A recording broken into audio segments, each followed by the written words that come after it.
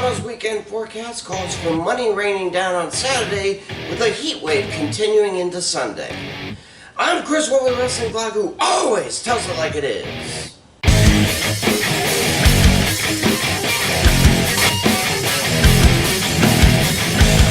Toronto has hosted every major PLE in the WWE has to offer except for the Royal Rumble.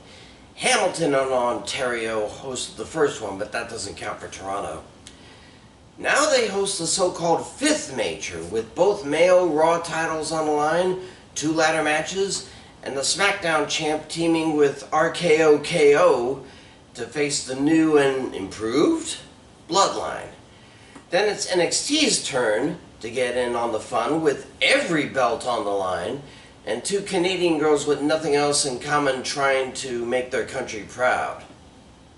Well, let's see if I can keep my streak going. First, Saturday, my predictions for Money in the Bank 2024. Start with the 6-man. WWE Champion Cody Rhodes, Kevin Owens, and Randy Orton versus Solo Sikoa, Tama Tonga, and Jimmy Fatu of the Bloodline. Without either Uso and without the Roman Reigns, how can we even call this the Bloodline? And who knows if Rikishi's 4th son will make an entrance. Needless to say, this is leading to a showdown between Sikoa and Reigns at SummerSlam. It's about the end of Reigns' usual post-WrestleMania sabbatical anyway. So even though the newcomers will teach the veterans a masterclass in brutality, Reigns is going to cause his family to lose somehow. Winners are Rhodes, Orton, and Owens. Intercontinental title match. Sami Zayn defends against Braun Breaker. Now normally I shirk at giving titles to those who are just promoted, but seeing the IC title on Breaker's shoulder, well, it would be in line with how quickly he won the NXT title, right? Not that Sami isn't a fighter, I mean, hell, he did beat the longest reigning IC champ ever. But he does seem to have a habit of losing in Toronto. Not all the time, but enough. The Steiner son is on a roll, and he's still PO'd about not being king of the ring. The wrestler formerly known as Ricochet found that out. Sorry, Sami. Winner and new champ, Braun Breaker. World Heavyweight Championship match. Damian Priest versus Seth freaking Rollins. The champ after this faces Gunther at SummerSlam. So, if Priest wins, Rollins can't try for the title until Priest loses it. If Rollins wins, Priest must leave the Judgment Day? That doesn't sound equal to me. I mean, Priest is about 2 weeks from leaving Balor, Dum Dum, McDonough, and Morgan behind anyway.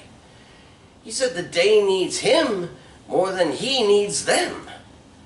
Now, Rollins losing, that would set him back a bit. We're too used to seeing him with a title that we don't know what he can be without one. Now, I doubt the ban will last that long.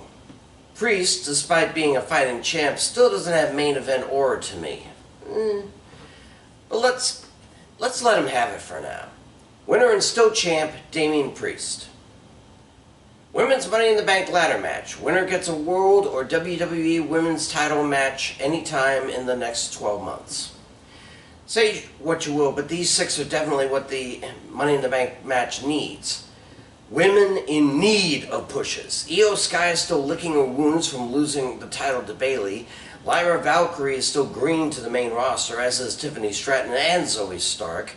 Naomi is still defying people like me on exactly why she didn't follow ex-Sasha Banks to AEW, and Chelsea Green is Chelsea Green. But will we see the ladies' partners interfering? As it is no DQ, will Damage Control, Piper Niven, and or Shayna Baszler gonna hinder and or help? If so, that may be the only way for Green to win. As for which one deserves a title match most, well, I think Tiffy Time is making a good name for herself, so why not? Just don't cash in next SmackDown, alright? Otherwise you get Nia Jax at SummerSlam. Primary winner, Tiffany Stratton, with Chelsea Green as secondary for half a point. Finally, men's Money in the Bank ladder match. Winner receives a World Heavyweight or WWE Championship match anytime in the next 12 months. Unlike the women, most of the men on this roster have no need for a push. Well, maybe Andrade and Carmella Hayes too, though not as much. The other four you can see as champ. Jey Uso needs to get gold to match his main event moniker. Chad Gable can't go for the IC title anymore. LA Knight could really use a title. And Drew McIntyre, well, he's Drew McIntyre. On top of that, nobody is willing to help any of these men, though Phillip Brooks will be there to spoil McIntyre's chances again. Owen Gable will be freaked out by the Wyatt Six again. But who will hold the briefcase until just the right moment? Well, even though Uso has been the most hype, I don't know. I mean, Hayes is still too fresh, and Andrade can't see it. So I'm going with LA Knight as primary, Jey Uso as secondary. Okay, on to Sunday. Here are my picks for NXT Heatwave 2024. Carmen Petrovic and Ariana Grace versus JC Jane and Jasmine Nix. Team J has been winning singles matches left and right lately, while the Swordsman and Miss NXT haven't been doing well. And besides, they don't even get along too well. Without Natalya in their corner, they don't seem to have a chance. And given how brutal Jane and Nix are, I don't think they do. Winners, Jane and Nix. NXT Tag Team Championships, Nathan Frazier and Axiom versus Chase U. This match does not come down to who the better team is, or if Speed and Speed can win against Strength and Cunning. No, this will all come down to who the OC think they can beat more easily. They are, for some reason, obsessed with winning the titles. So since Frazier and Axiom beat them at Battleground, maybe they should opt for the struggling University. So Chase and Hudson take the belts, and Gallows and Anderson mop them up next PLE. Winners and new champs, Chase U. Women's North American title. Kalani Jordan against Solo Ruka. Oh, how I want Solo Ruka to win this.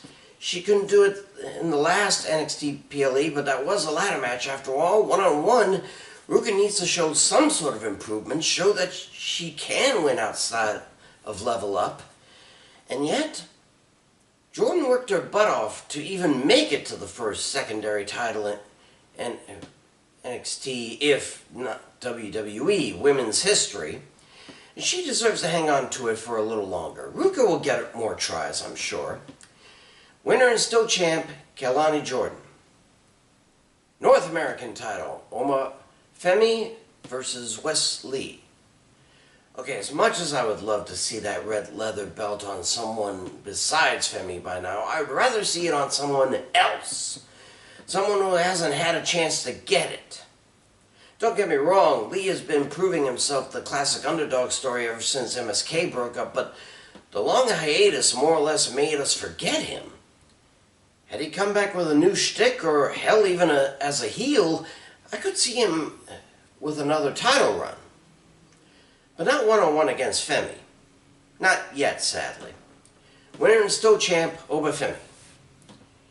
NXT Women's Championship, Roxanne Perez against Lola Vice. I never thought about Vice as truly championship material, but then again, I didn't think Perez was either. It looked to me like she couldn't hold the belt as if it was glued to her waist. But somehow she's taken the NXT's top title for females and held on as if her career depended on it. But Vice has proven her ability time and again, and maybe it's time for someone else to hold the title. After all, I can just imagine the tantrum Perez would have in Ava's office on Tuesday. Winner and new champ, Lola Vice. Finally, fatal four-way for the NXT Championship. Trick Williams versus Ethan Page versus Javon Evans versus Shawn Spears. Sheesh, talk about needing pushes. But not this much of a push. Despite the crowd still shouting "whoop that trick" at the top of their lungs in the Performance Center, I don't think Williams is still NXT champ material, but he did beat Ilya Dragunov so bad the Russian left for Raw, and that's got to count for something. The former Perfect 10 still looks mid-Carter. The new Youngblood needs more refining. Maybe he can be Femi. And Mr. All Ego is exactly that. He needs more time in matches to even consider being NXT champ. So in light of the lack of evidence of a champ in the match, I'm forced to concede to the one with the belt. Winner and still champ, Trick Williams. Those are my picks. Let's hope the PLE takes off, eh? I'm Chris Wolvie, the Wrestling Blog, who always tells it like it is. Pray for peace, and I'll see you